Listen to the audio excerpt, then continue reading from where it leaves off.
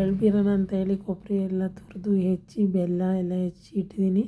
2 ದಿನ ಒಣಗಿಸ್ಬೇಕು ಅಂತ ಒಣಗ್ಸೋಕ್ಕಿಟ್ಟು ಇವತ್ತು ಕಡಲೆ ಬೀಜ, ಎಳ್ಳು, ಕೊಬ್ಬರಿ, ಬೆಲ್ಲ ಎಲ್ಲ ಮಿಕ್ಸ್ ಮಾಡಿ ಇಟ್ಟಿದ್ದೀನಿ. ಇವತ್ತು ನಾಳೆ ಬೆಳಗ್ಗೆಗೆ 4 ಗಂಟೆಗೆ ಎದ್ದು ನಾವೆಲ್ಲ ರೆಡಿಯಾಗಿ ಕಡಲೆಕಾಯಿ ಮತ್ತು ಗೆಣಸನ್ನ ಬೇಯಿಸಿ ಅವೆಲ್ಲ ಬೇಯ್ಕೊಳ್ಳೋದಕ್ಕೆ ದೇವ್ರ ಪೂಜೆಗೆ ರೆಡಿ ಮಾಡೋಣ ಅಂತೇಳಿ ದೇವ್ರ ಪೂಜೆಗೆ ರೆಡಿ ಮಾಡ್ತಾಯಿದ್ದೆ. ದೇವ್ರ ಪೂಜೆಗೆ ರೆಡಿ ಮಾಡಿ ಗೆಣಸೆಲ್ಲ ಬೆಂದಿದೆ ಅಂತೇಳಿ ಸುಳಿದು ಅದನ್ನೆಲ್ಲ ಸಕ್ಕರೆ ಮತ್ತು ಕಾಯಿ ಹಾಕಿ ಹುರ್ಕೊಂಡು ಅದನ್ನು ನೈವೇದ್ಯಕ್ಕೆಲ್ಲ ತುಂಬಿಕೊಂಡು ದೀಪ ಹಚ್ಚಿ ಕಡಲೆಕಾಯಿ, ಎಳ್ಬೀರು ಮತ್ತು ಗೆಣಸು ಎಲ್ಲ ಪೂಜೆಗೆ ಇಟ್ಟು ಹಣ್ಣೆಲ್ಲ ಇಟ್ಟು ಪೂಜೆ ಮಾಡಿ ದೇವಸ್ಥಾನಕ್ಕೆ ಹೋಗಿದ್ದೆ. ನನ್ನ ಮಗಳು ಪ್ರದಕ್ಷಿಣೆ ಮಾಡ್ತಾ ಇದ್ದಾಳೆ.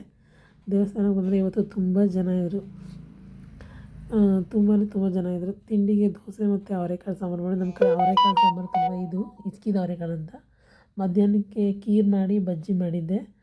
ಸಂಜೆಗೆಲ್ಲ ನಮ್ಮ ಮಕ್ಕಳು ಎಳ್ಬೀರಬೇಕು ಅಂತ ಹೇಳ್ಬಿಟ್ಟು ರೆಡಿ ಮಾಡಿ ಫೋಟೋ ಎಲ್ಲ ತಕ್ಕೊಂಡು ಎಲ್ಲರೂ ಎಳ್ಬೀರಿ ಬಂದ್ಲು.